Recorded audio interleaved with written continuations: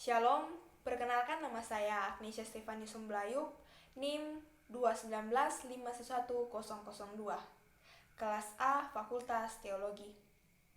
Dan pada saat ini saya akan menjelaskan bagaimana itu metamorfosis perkembangan gerakan ekumenis sampai dengan perkembangan ekumeni baru.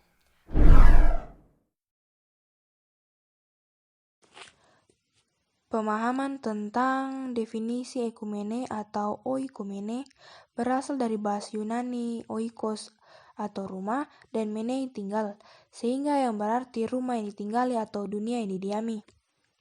Pengertian luasnya, oikumene berarti inisiatif keagamaan menuju kesan di seluruh dunia, dan ekumene dalam kaitannya dengan agama Kristen menunjuk pada gerakan menuju persatuan antar dominasi. Nah, kita perlu mengetahui mengapa gerakan oikumene bisa ada. Dalam perkembangannya, terjadi perpecahan gereja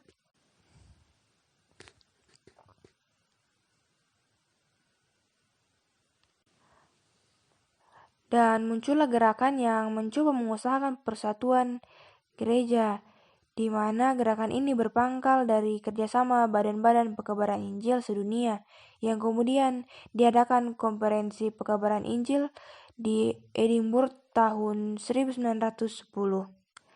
Dari sinilah usaha-usaha ekumenis di kalangan gereja-gereja Protestan yang ikut serta dengan berdirinya World Council of Churches pada tahun 1948 sampai sekarang. Dan gereja Katolik tidak menjadi anggota Dewan Gereja Dunia, tetapi terlibat dalam kerjasama yang erat. Berikut penjelasan skema metamorfosis ekumene awal. Mengapa disebut sebagai rumah? Karena oikumene berasal dari bahasa Yunani oikos yang berarti rumah dan menein berarti tinggal. Dapat diartikan rumah adalah dunia ini yang didiami oleh semua manusia. Dan dalam perjalanannya, oikumene selain bermakna sebagai seluruh wilayah yang dikuasai oleh Kekaisaran Romawi, juga mempunyai makna baru, yakni menjadi tempat di mana gereja menjalankan misinya. Dalam pandangan ini, gereja yang universal atau gereja am dan Katolik dalam konteks pemikiran Yunani pada saat itu. Lalu gereja dan negara.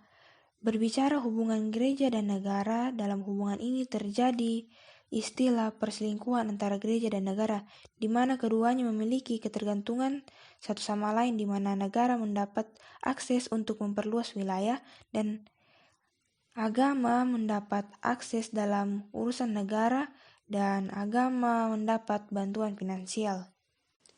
Dan pada abad ke-11, gereja mengalami perpecahan karena adanya perbedaan doktrin.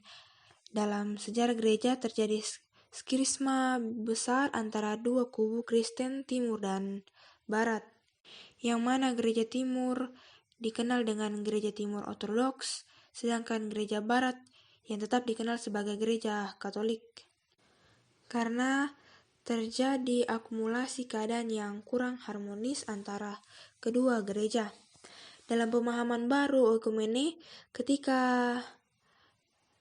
melihat realitas di mana berulang kali gereja terpecah akibat perbedaan pendapat atau doktrin, maka dari itu tokoh gereja banyak berjuang untuk membangun kembali kesatuan gereja.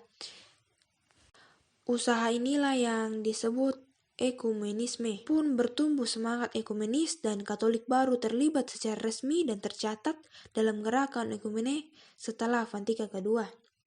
Nah, dapat dikatakan gerakan ekumene tidak lagi dilihat sebagai usaha perorangan saja, melainkan gerakan gereja-gereja.